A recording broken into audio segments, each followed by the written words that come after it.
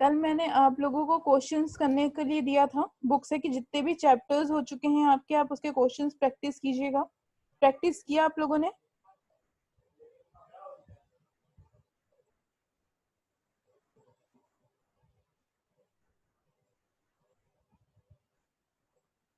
Question की practice की?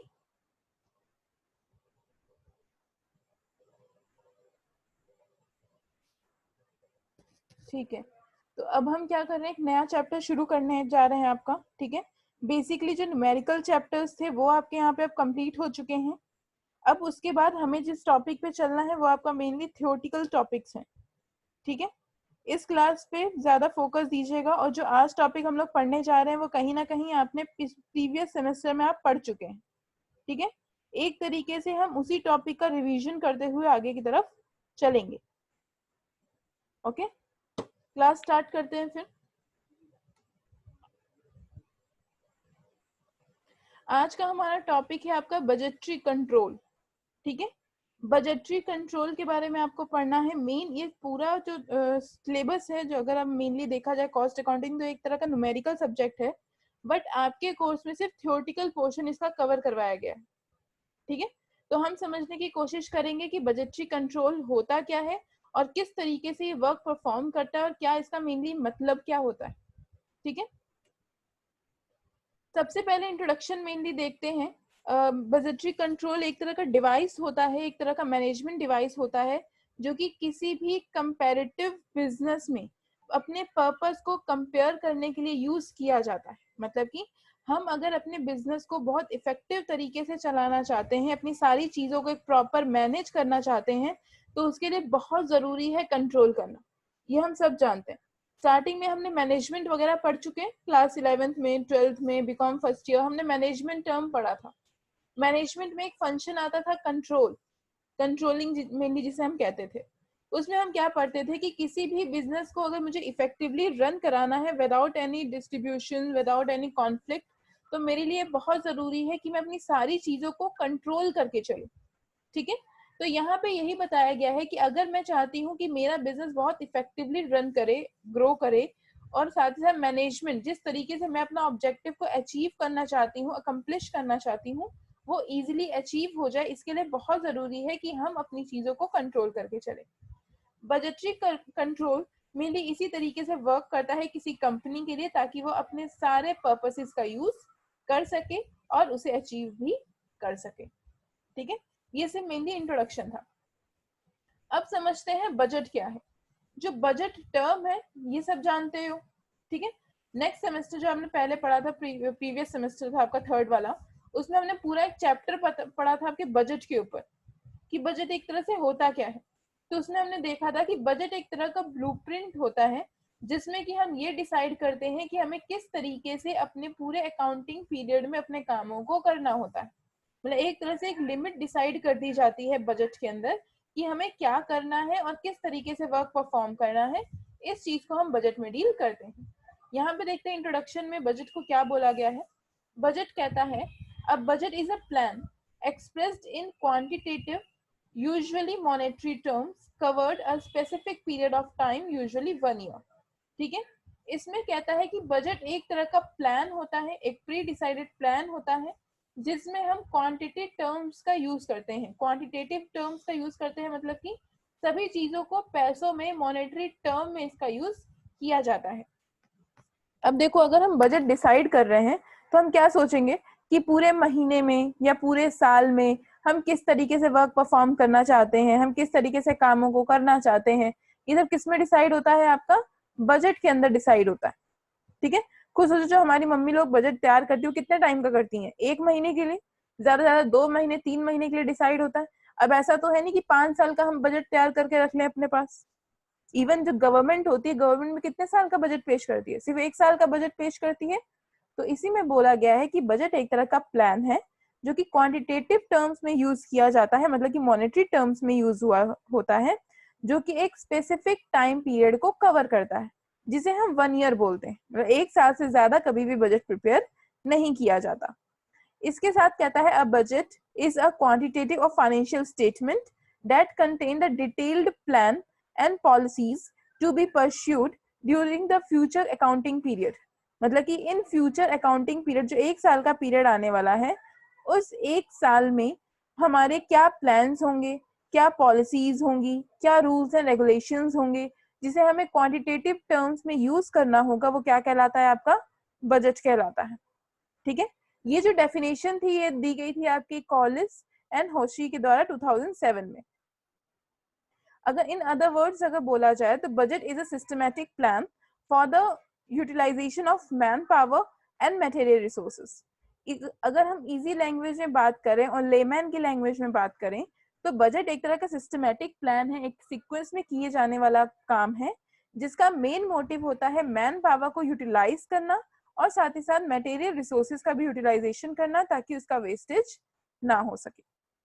ठीक है, बजट के इंट्रोडक्शन में किसी तरीके का कोई डाउट कि बजट होता क्या है? ये सारे वर्ड से आप वाकिफ है, जानते हैं कि इसका मतलब क्या होता है? इंट्रोडक्शन में किसी तरीके का कोई दिक्कत?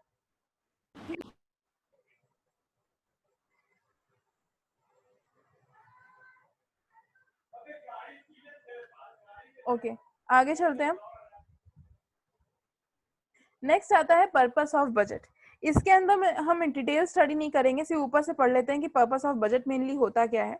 अब देखो, अगर हम बजट बनाते हैं तो मेन मोटिव क्या होगा हमारे बजट बनाने का? ताकि हम चीजों को कंट्रोल कर सकें, ठीक है, अपने प्लान्स को सही तरीके से कम्युनिकेट कर सकें, इंफॉर्मेशन को कंट्रोल करके वर्क कर सकें, लोगों को मोटिवेट कर सकें, अपने ऑब्जेक्टिव्स को हम अचीव कर सकें। यही सारा टारगेट होगा जिसके लिए हमने बजट बनाया होगा। प्लस हमने एक लिमिट डिसाइड की है कि किसके बियॉन्ड मुझे नहीं जाना है, बल्कि एक लिमिट है कि इसी के अंदर मुझे अपने सारे खर्चे करने होंगे, इससे बाहर नहीं जाना है, ताकि मैं अपने जो सेटिस्फेक्शन का लेवल है वो उसे अचीव कर सकूं। यही पर्पस होता है एक बजट को प्रिपेयर करने का। इसमें जो बताया गया है वो है आपका कम्युनिकेशन। बजट क्या करता है? कम्युनिकेट करता है, हमें ये बताता है कि अपनी इंफॉर्मेशन को, अपने प्लान को किस तरीके से कंट्रोल करना है और किस तरह से उसे रेगुलेट करना है, इसमें बजट हमारी हेल्प करता है। उसके बाद मोटिवेशन, एक तरह का हमें मोटिवेशन प्रोवाइड करता है बजट, कि किस तरीके से हम अपने मैनेजर्स को मोटिवेट कर सकते हैं ताकि वो अपने ऑब्जेक्टिव को अचीव कर सके। इसी के साथ आता है आपका परफॉर्मेंस इवेल्युएशन। बजट के बेसिस में हम अपनी परफॉर्मेंस को इवेल्युएट कर पाते हैं, उसे चेक कर पाते हैं। और ये काम कैसे होता है? हम ये देखते हैं कि अगर हमने budget for example 1 lakh rupees का सेट किया है, तो इसका मतलब है कि हमारे जितने भी काम होंगे वो 1 लाख के अंडर हो जाएंगे। अगर हम उस काम को 1 लाख के अंडर ही कर लेते हैं तो इसका मतलब है कि हमने अपने टारगेट्स को बहुत इजीली और बहुत अच्छे तरीके से अचीव कर लिया है। वहीं अगर बात की जाए कि हमने 1 लाख की जगह 2 लाख रुपीज इन्वेस्ट कर दिए, 3 लाख रुपीज इन्वेस्ट कर दिए, तो कहीं ना कहीं हम अपना टारगेट तो अचीव कर लेंगे, बट जो एफिशिएंसी हमें डिसाइड की गई थी उस एफिशिएंसी से टारगेट अचीव नहीं होगा। इसके बाद आता है आपका ऑथराइजेशन। ऑथराइजेशन में क्या होता है कि एक्सपेंडिचर किस तरह से यूज किए जाएंगे, बजट को किस तरीके से अप्रूव्ड किया जाएगा, किसके द्वारा ये काम किया जाएगा, इसका अथॉराइजेशन वहां पे किया जाता है। ये है आपका पर्पस ऑफ बजट, कि बजट बनाने का मेनली पर्पस क्या होता है। इसमें कोई डाउट कि बजट क्या है और बजट का पर्पस क्या है?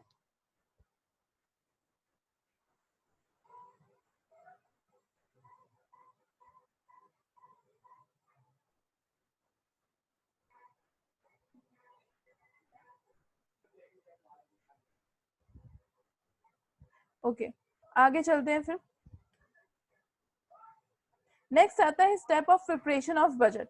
बजट को किस तरीके से प्रिपेयर किया जाता है, अब हम ये देखेंगे यहाँ पे। बजट प्रिपेयर करने का जो स्टेप्स है वो सबसे पहला स्टेप है आइडेंटिफाइंग ऑब्जेक्टिव। बजट बनाने से पहले हमें ये पता होना चाहिए कि हम बजट बना क्यों रहे हैं और बजट बनाने का आपका मेनली ऑब्जेक्टिव क्या है, क्या जरूरत है आपको बजट बनाने की और इससे हमें क्या फायदे होंगे। सबसे पहले ये आइडेंटिफाई करना मेन इंपॉर्टेंट है। तो ये हो गया आपका स्टेप 1। स्टेप 2 की बात करते हैं, gathering data about alternatives. Budget बनाने से हमें ये पता चल जाता है कि मेरे पास कितने स्टेप्स हैं, कितने तरीके हैं जिससे कि हम अपने ऑब्जेक्टिव को अचीव कर सकते हैं, किन तरीकों से हम उसका यूज कर सकते हैं। ये आपका डाटा यहाँ पे एक साथ गैदर हो जाता है, मतलब कि एक साथ इकट्ठा हो जाता है। थर्ड स्टेप आता है collect select alternative courses of action. मतलब कि जो हमारे पास तरीके निकल के आए थे उन तरीकों में से हमें कौन सा सूटेबल है उसका यहाँ पे सिलेक्शन किया जाता है। नेक्स्ट है आपका discuss the plan activity and allocate the budget. अब उसके बाद हम ये डिसीजन लेते हैं कि हमें प्लान क्या बनाना है और एक्टिविटी किस तरीके से बजट को एलोकेट करती हैं। फिर मॉनेटरी का काम किया जाता है और उसके बाद respond to problem encounter in the previous budget. फिर ये देखा जाता है कि पिछले बार के बजट में हमें क्या क्या प्रॉब्लम्स आई थी। अब इन सभी स्टेप्स को एक एग्जांपल में समझने की कोशिश करते हैं जिससे सब कुछ एकदम क्लियर हो जाए। एग्जाम्पल है आपका कि आपको फॉर एग्जाम्पल पॉकेट मनी मिली है 1000 रुपीज की, ठीक है। तो क्या होगा, 1000 रुपीज आपके पास एक लिमिट है जो कि आपको यूज करने हैं। अब ऐसा तो है नहीं कि पूरे के पूरे 1000 रुपीज ही आप इन्वेस्ट कर दोगे, कहीं ना कहीं पूरे खर्चा कर दोगे, बल्कि हम क्या करेंगे, उस 1000 रुपीज में से कुछ ना कुछ पैसा सेव करने की कोशिश करेंगे, ठीक है। अब देखते हैं, यहाँ पे हम बजट तैयार करेंगे कि 1000 रुपए में से हम कितना बजट रखते हैं। फॉर एग्जाम्पल हम 700 का बजट रखते हैं, ठीक। तो पहला स्टेप क्या होगा, आइडेंटिफाइंग ऑब्जेक्टिव, कि हमने 700 का अगर बजट डिसाइड किया है तो इसके पीछे हमारा मोटिव क्या है। इसके पीछे दो मोटिव हो सकते हैं। पहला, हम सेविंग करना चाहते हैं अपने पैसे की, जितने भी हमें मिल रहे हैं उसमें से कुछ ना कुछ पोर्शन हम फ्यूचर के लिए सेव करना चाहते हैं, इसलिए हमने 700 डिसाइड किया। दूसरा मोटिव हो सकता है कि हम ये सोचें कि हम अपना पैसा ज्यादा वेस्ट नहीं करेंगे और कम से कम पैसे में ज्यादा से ज्यादा यूटिलिटी लेने की कोशिश करेंगे, ठीक है। ये हमने डिसाइड कर लिया और ये हो गया आपका पहला स्टेप, मतलब कि ऑब्जेक्टिव आपने आइडेंटिफाई कर लिया। दूसरा स्टेप होगा, आपने ये तो डिसाइड कर लिया कि हम 700 रुपीज सेव करेंगे। अब उसके अलग अलग रास्ते होंगे, या तो घर पे रखा हुआ जो गुल्लक है आप उसमें डाल दें, पहला स्टेप। दूसरा, या तो आप बैंक में जाके उसे डिपॉजिट कर दें 700 जो आप डिसाइड कर रहे हैं, या तो फिर आप ये डिसाइड करें कि 700 है तो मैं किसको कितना पैसा दूंगा। फॉर एग्जाम्पल अगर मैंने को खर्च ही करने हैं सेविंग की जगह, तो मैं मान लीजिए एजुकेशन पे मैंने 100 रुपीज इन्वेस्ट किए, उसके बाद खाने पीने पे लिए अपने मैंने 200 रुपीज इन्वेस्ट किए, घूमने के लिए 400 इन्वेस्ट किए। ये सब क्या है, अलग अलग तरीके हमने निकाले हैं कि पैसे का यूटिलाइजेशन किस तरीके से करना होगा। ये है आपका अल्टरनेटिव डिसीजंस जो कि हम एक साथ डाटा कलेक्ट करते हैं। इसके बाद हम ये सेलेक्ट करेंगे कि जितने भी रास्ते हमने चुने थे उनमें से सही रास्ता क्या है। जैसे कि हमने फॉर एग्जाम्पल 400 रुपीज घूमने फिरने और अपने दोस्तों के साथ इन्वेस्ट करने के लिए सोचा था, और एक तरफ पहला ये डिसीजन था। दूसरा हम सोचते हैं कि क्यों ना 400 रुपीज हम अपने खाने पीने पे इन्वेस्ट कर दें, वो अलग डिसीजन था। फिर थर्ड डिसीजन था कि क्यों ना हम अपने 400 रुपीज अपनी एजुकेशन पे इन्वेस्ट करें, वो थर्ड डिसीजन था। ये सारे आपके अल्टरनेटिव्स थे। अब क्या होगा, इसमें से जो आपको बेस्ट अल्टरनेटिव लगेगा, मतलब कि आपको लगेगा कि सबसे इंपॉर्टेंट हमारे लिए काम क्या है, उसका यहाँ पे सिलेक्शन किया जाएगा। फॉर एग्जाम्पल दोस्तों के साथ घूमना हमारे लिए सबसे बेस्ट था, हमने क्या किया, उसको यहाँ पे सेलेक्ट कर लिया। ये हो गया आपका थर्ड स्टेप। अब उस प्लान को, उस एक्टिविटी को एलोकेट करना होगा, मतलब कि जो काम हमने डिसाइड किया है अब क्या करेंगे, उसको यूज करना वहां पे शुरू करेंगे। ये आपका फोर्थ स्टेप था। अब यहाँ पे मॉनिटरिंग की जाएगी। अब मॉनिटरिंग का मतलब यहाँ पे चेक किया जाएगा कि जो हमने एक्शन सेलेक्ट किया है और जिस तरीके से हमने अपने प्लान्स और एक्टिविटी को डिसाइड किया है, क्या वो सही तरीके से वर्क कर रही है कि नहीं कर रही है। क्या हमारा ये सिलेक्शन गलत तो नहीं था, क्या हमने इस सिलेक्शन में कुछ ज्यादा इन्वेस्टमेंट तो नहीं कर दी। यहाँ पे अब क्या किया जाएगा, उस मॉनिटरिंग का काम किया जाएगा। इसके बाद आता है कि हम ये चेक करेंगे कि पिछले बार जो हमने बजट तैयार किया था उसमें प्रॉब्लम्स क्या आई थी। फॉर एग्जाम्पल हमने 700 का बजट पिछले बार भी करने की कोशिश की थी, जिसमें से हमारा प्रॉब्लम्स आई ये कि हमने 700 की जगह 400 रुपीज खर्च कर दिए। तो अब क्या देखेंगे, हम ये चेक करेंगे कि पिछले बार का जो बजट था उसके बेसिस में हमें कितनी प्रॉब्लम्स यहाँ पे देखनी पड़ी और उसका हमें किस तरीके से ठीक करना है, ये चीज यहाँ पे देखी जाएगी। मेनली ये steps of preparation of budget होते हैं कि बजट किस तरीके से मेनली बनाया जाता है। इसके बाद आता है सेटिंग बजट्स कितने मेथड में होते हैं। ये यहाँ पे आपको देखना बहुत ज्यादा जरूरी है क्योंकि इसका यूज आप इस बार अब करेंगे बजटिंग कंट्रोल में, ठीक है। देख लो कि बजट किस तरीके से होते हैं, उसका मेन यूज कैसे किया जाता है। सबसे पहला आता है आपका इंक्रीमेंटल बजटिंग। इंक्रीमेंटल बजटिंग क्या होता है कि टाइम टू टाइम आप अपने बजटरी पॉलिसीज में चेंज करते रहते हैं, बजट को चेंज करते रहते हैं। ये आपका होता है इंक्रीमेंटल बजटिंग। मतलब कि फॉर एग्जांपल पहले मैंने 600 का बजट डिसाइड किया था, ठीक है। अब मैंने 700 का बजट डिसाइड किया, नेक्स्ट मंथ मैं 800 का बजट डिसाइड करूंगी। ये क्या है, इंक्रीमेंटल। मैं अपने बजट में कुछ ना कुछ अमाउंट, कुछ ना कुछ परसेंटेज पिछले बार के बजट के कंपैरिजन में क्या कर रही हूँ, इंक्रीज कर रही हूँ, एक्सटेंड कर रही हूँ। ये होगा आपका इंक्रीमेंटल बजटिंग। इसी में बोला गया है कि budgeting managers add a percentage to the previous period's budget to take account of expected changes in price level। मतलब प्राइस लेवल में चेंजेस को देखते हुए हम क्या करते हैं, अपने बजट को इंक्रीज करने की कोशिश करते हैं। जीरो बेस्ड बजटिंग, या पहले भी पढ़ चुके हो। इसमें क्या होता है कि नई स्टार्टिंग से बजटिंग को किया जाता है। हमें कोई मतलब नहीं कि पिछली बार हमारे प्रीवियस फिगर्स क्या थी, पिछली बार हमारे ड्रॉबैक्स क्या आए थे, हमने किस तरह का मेथड यूज किया था, इससे हमें कोई मतलब नहीं है। हम क्या करते हैं, एकदम जीरो से स्टार्टिंग करते हैं, मतलब कि प्रीवियस फिगर से हमारा कोई मतलब नहीं है। मतलब किससे है, जो करंट फिगर है या जो करंट डिसाइड हमने किया है, जो एक्शन हमने डिसाइड किया है, हमसे उसका बेस लेके यहाँ पे काम करते हैं। इसके बाद आता है आपका फंक्शनल बजटिंग। फंक्शनल बजटिंग का मतलब होता है मेनली जो अब आप यहाँ पे यूज करने वाले हैं, अलग अलग डिपार्टमेंट के अलग अलग बजटिंग तैयार की जाती है। यहाँ पे इंडियन गवर्नमेंट भी सेम काम करती है। अब देखते हैं कैसे।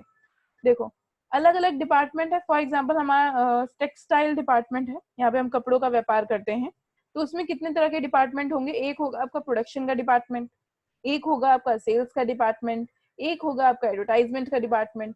तो कहीं ना कहीं हम क्या काम करेंगे, हर डिपार्टमेंट का अलग अलग बजट तैयार करेंगे कि सेल्स डिपार्टमेंट में हमें कितने रुपीज इन्वेस्ट करने होंगे, कितने में खर्चा अपना पूरा कंप्लीट करना है, प्रोडक्शन डिपार्टमेंट का बजट कैसे डिसाइड होगा, एडवर्टाइजमेंट डिपार्टमेंट का बजट कैसे डिसाइड होगा। ये सब कुछ आपका फंक्शनल बजटिंग के अंदर आता है। मतलब जिस डिपार्टमेंट में ज्यादा काम की जरूरत है वहां बजट ज्यादा इन्वेस्ट करेंगे, और जिसमें बजट की जरूरत कम है वहां पे बजट आपका कम डिसाइड होगा। इंडियन गवर्नमेंट भी सेम करती है। एजुकेशन डिपार्टमेंट है आपका, एग्रीकल्चर डिपार्टमेंट है, किस सेक्टर को कितना पैसा जाना चाहिए अकॉर्डिंग टू देयर फंक्शन, ये डिसाइड यहाँ पे किया जाता है। इसके बाद आता है मास्टर बजट। मास्टर बजट का मतलब होता है, ये फंक्शनल बजटिंग का सेम अपोजिट है। यहाँ पे ये नहीं देखते कि किस डिपार्टमेंट में कितना पैसा जाएगा, यहाँ ओवरऑल एक बजट डिसाइड कर देते हैं कि मेरा पूरे साल का खर्चा इतना है। अब इस पूरे खर्चे में से मुझे अपने सारे डिपार्टमेंट्स को यहाँ पे टैली करना होगा। मतलब कि हर एक सेक्टर का, हर एक डिपार्टमेंट का अलग अलग बजट तैयार नहीं किया जाता।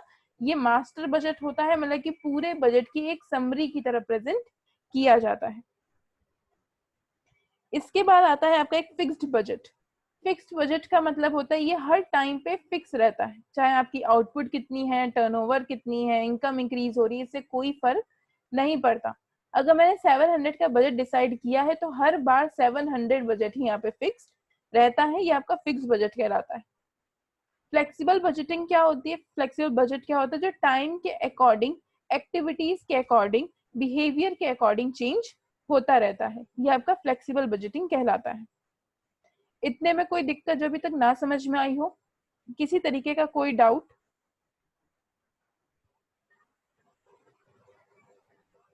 सबकी वीडियो फिर से बंद हो गई है यहाँ पे।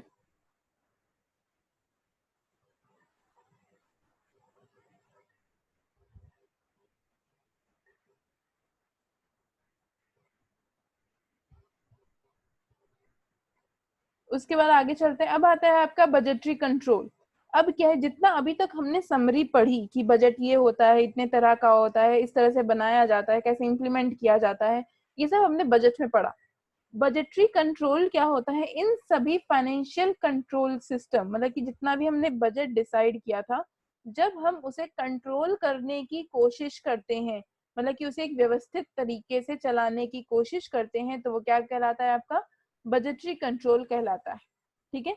बजटरी कंट्रोल के अंदर सभी एक्टिविटीज को कंट्रोल्ड मैनर में किया जाता है, ताकि ना तो आपकी ज्यादा से ज्यादा वेस्टेज हो, बल्कि हम अपने जो भी ऑब्जेक्टिव हमने डिसाइड किया था उसको हम अचीव कर सकें, अपनी परफॉर्मेंस को इंक्रीज कर सकें। इस बेसिस में बजटरी कंट्रोल का प्रोसेस किया जाता है। ठीक है। इंट्रोडक्शन देखते हैं आपकी 2007 में जो आपकी डेफिनेशन लाई गई है। इसमें कहते हैं कि budgetary control is the process by which financial control is exercised by managers preparing budget for revenue and expenditure for each functions of the organization in advance of an accounting period। मतलब कि यहाँ तक accounting period तक आपका कहता है कि जितने भी मैनेजर्स जो अपने आप को फाइनेंशियल कंट्रोल में इन्वेस्ट किए हुए हैं, मतलब कि जिनका काम फाइनेंशियल चीजों को कंट्रोल करना है मैनेजर का, वो लोग बजट को प्रिपेयर करते हैं। मोटिव क्या होता है, ताकि वो अपने रेवेन्यू और अपने एक्सपेंडिचर को इस तरीके से इन्वेस्ट कर सके, इस तरीके से कंट्रोल कर सके, जिससे कि हम अपने अकाउंटिंग पीरियड पे एडवांसेस सर्कुलेट कर सके। मतलब कि जिस तरीके से हमें अपने अकाउंटिंग पीरियड को चलाना है, काम करना है, उस बेसिस को देखते हुए हम अपने पूरा प्रोसेस कंट्रोल कर सकें। इसी के साथ कहता है इस performance against the budget to ensure the plan is achieved और to provide a basis of its revision. इसके बाद कहता है कि कॉन्टिन्यूअस कंपैरिजन एक्चुअल परफॉर्मेंस और बजट के बेसिस पे किया जाता है। मतलब कि जो एक्चुअली हमने रिसीव किया है, मतलब कि एक्चुअल काम जो हमने किया है और बजट में जो हमने डिसाइड किया था, उसको हम कंपेयर करते हुए बजटरी कंट्रोल में चलते हैं। हम ये देखते हैं कि हमने टारगेट क्या सेट किया है और उस टारगेट को अचीव करने के लिए हम किस तरीके से वर्क को परफॉर्म कर रहे हैं, ये चीज यहाँ पे देखी जाती है। ये मेनली बजटरी कंट्रोल कहलाता है। इसमें कोई डाउट बजटरी कंट्रोल में? बजटरी कंट्रोल बस इतना सा टॉपिक है कि जो भी हमने बजट डिसाइड किया है, जो भी फंक्शंस डिसाइड किए हैं, गोल्स डिसाइड किए हैं, वो अच्छे तरीके से वर्क कर रहे हैं या नहीं कर रहे हैं, उसको यहाँ पे इवेलुएट किया जाता है, उसको यहाँ पे चेक किया जाता है।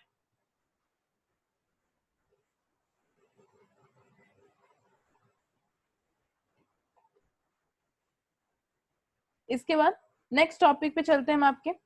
नेक्स्ट टॉपिक आपसे कहता है एलिमेंट्स ऑफ बजटरी कंट्रोल। अब हमारे बजटरी कंट्रोल के एलिमेंट क्या क्या हैं, मेन टॉपिक्स क्या क्या हैं।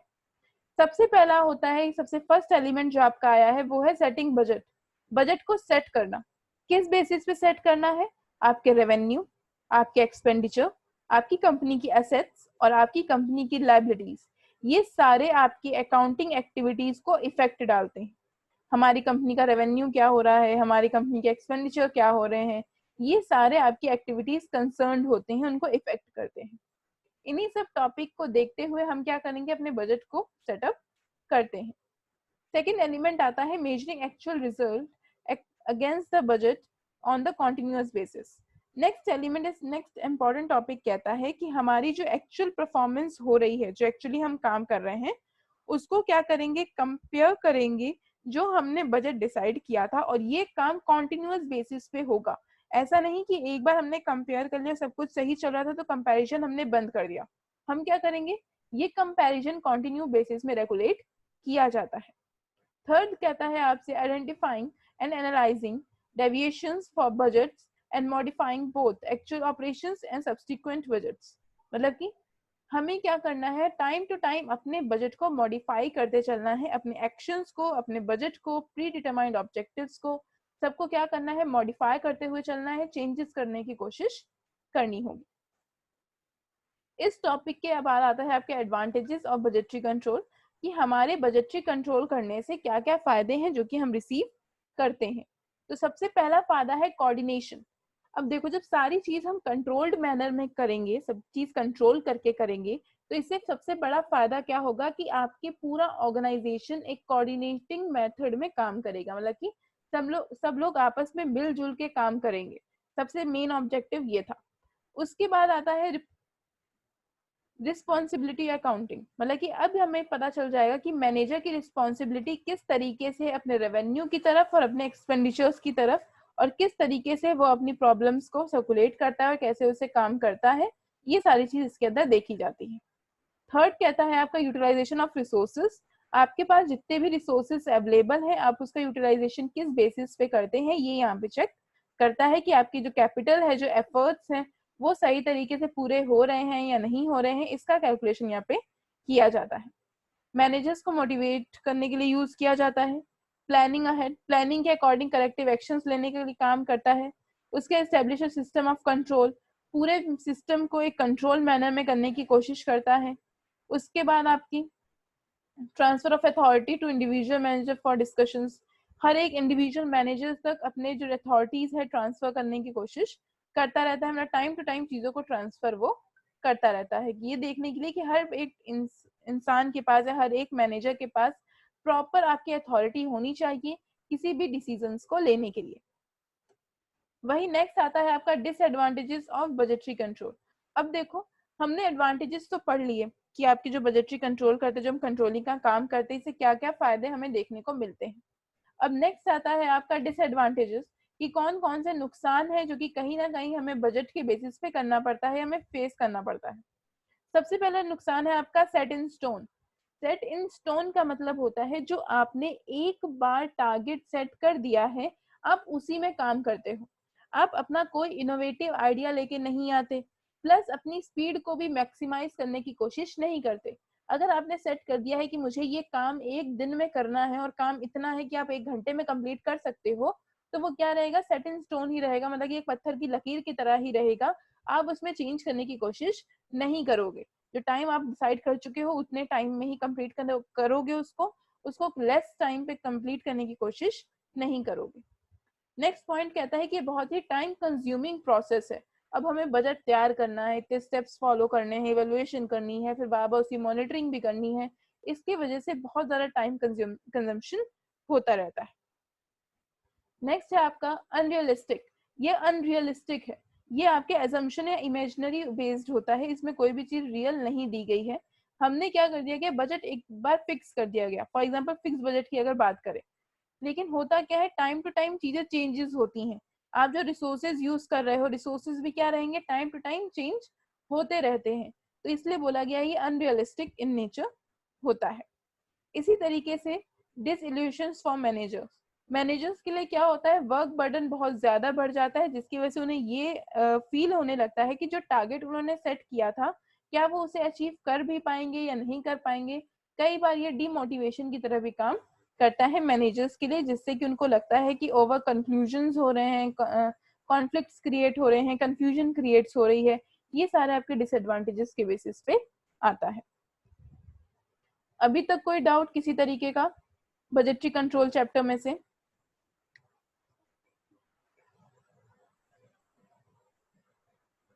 इसका कंक्लूजन की बात करते हैं कि ओवरऑल अभी तक हमने क्या पढ़ा। अभी तक हमने मेनली देखा कि स्टेप्स क्या है बजटरी कंट्रोल सिस्टम की, किस तरीके से बजट को प्रिपेयर किया जाता है, ये चीज हमने यहाँ पे देखी। उसके बाद हमने ये भी देखी कि बजट का इम्प्लीकेशन सेकेंड फेज में किस तरीके से किया जाता है, बजट प्रिपरेशन इम्प्लीकेशन किस तरीके से बहुत ज्यादा इंपॉर्टेंट है। साथ ही साथ कंपैरिजन किस बेसिस पे किया जाना चाहिए एक्चुअल परफॉर्मेंस और बजटरी परफॉर्मेंस के बीच में, ये भी बहुत इंपॉर्टेंट है। कॉन्टिन्यूअस एंड प्रॉपर रिपोर्टिंग इसकी होती रहना चाहिए, जो कि बहुत इंपॉर्टेंट एंड पॉसिबल भी है। उसके बाद कहता है कि to ensure the success of budgetary control system, हमें ये हमेशा इंश्योर करना है कि जो हमने बजट डिसाइड किया है उसी के बेसिस पे काम हो, प्लस वो सक्सेस हो, बल्कि उसमें फेलियर नहीं होना चाहिए। अगर मैंने सोचा है 700 रुपीज इन्वेस्ट करने का, तो वो उतना ही यूज होना चाहिए, उससे ज्यादा नहीं होना चाहिए। अगर ज्यादा होगा तो बजटरी कंट्रोल सिस्टम आपका फेल हो जाता है, तो वो आपका सक्सेस नहीं हो पाता। तो हमें ये कोशिश करनी है कि फॉलो अप एक्शन और इमीडिएट रिस्पॉन्स के बेसिस पे ये चेक करते रहना है कि क्या बजटरी कंट्रोल हमारा प्रॉपर तरीके से वर्क कर रहा है या नहीं कर रहा है। ये कंक्लूजन था। अभी तक कोई भी डाउट इस पूरे चैप्टर में? पूरा थ्योरी चैप्टर था आपका, थ्योरी चैप्टर में इतना ही डिटेल्स आपको दी गई हैं। न्यूमेरिकल आपके सब्जेक्ट में नहीं है, आपके सिलेबस में नहीं दिया गया, अगर बुक्स में है तो एक बार इसका ओवरव्यू ले लीजिएगा, बट इसमें सिर्फ आपको थ्योरी बेसिस पे ही वर्क परफॉर्म करना था। इसमें कोई दिक्कत किसी तरीके की?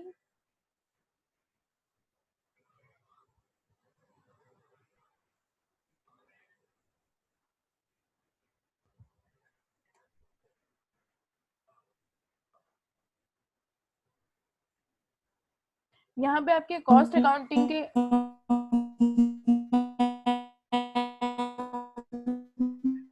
यहाँ पे आपके कॉस्ट अकाउंटिंग के सारे न्यूमेरिकल सब्जेक्ट्स हो चुके हैं, सारे न्यूमेरिकल टॉपिक्स हो चुके हैं। कोई ऐसा टॉपिक अब यहाँ पे नहीं बचा है जो आपके कोर्स में ना हुआ हो। दो तरह की कॉस्टिंग अभी बाकी है आपकी, एक सर्विस कॉस्टिंग का चैप्टर बाकी है और एक मार्जिनल एंड स्टैंडर्ड कॉस्टिंग का चैप्टर बाकी है। वो भी मेनली थियोरटिकल पोर्शन ही उसके अंदर हमें कवर करना है। वो एक दिन की क्लास में वो टॉपिक भी यहाँ पे कवर हो जाएगा। अब कोशिश आप लोगों को ये करनी है कि टाइम टू टाइम अपने जितने भी न्यूमेरिकल पोर्शन है उस न्यूमेरिकल पोर्शन का आपको यहाँ पे यूज करते रहना होगा। किसी तरीके का कोई डाउट यहाँ पे जो ना समझ में आ रहा हो? सब लोगों से रिक्वेस्ट है अपनी वीडियोस ऑन कीजिए।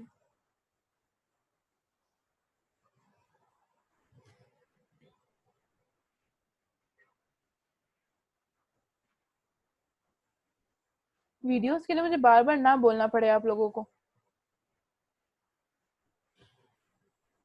यहाँ पे आपकी क्लास खत्म होती है, ठीक है। आप लोगों से उम्मीद है कि घर पे क्वेश्चंस करोगे। पता है कितनी उम्मीद आप लोग फॉलो करते हैं तो मुझे पता ही है फिलहाल, पर फिर भी क्वेश्चंस करने की कोशिश कीजिए। जितने भी न्यूमेरिकल क्वेश्चन आपकी बुक में है, चाहे वो कॉस्ट शीट से रिलेटेड हो, मटेरियल कॉस्टिंग का आपका चैप्टर हो, प्रोसेस कॉस्टिंग आपने पढ़ी वो हो, रिकंसिलेशन वो हम पढ़ चुके हैं, जो मेन मेन टॉपिक है वो सब यहाँ पे कवर हो चुके हैं। उन सभी इंपॉर्टेंट टॉपिक को यहाँ पे आपको कवर करना होगा। जितने ज्यादा क्वेश्चंस करोगे उतना ज्यादा इजी होगा आपके लिए पेपर में सॉल्व करना, ठीक है। Thank you class.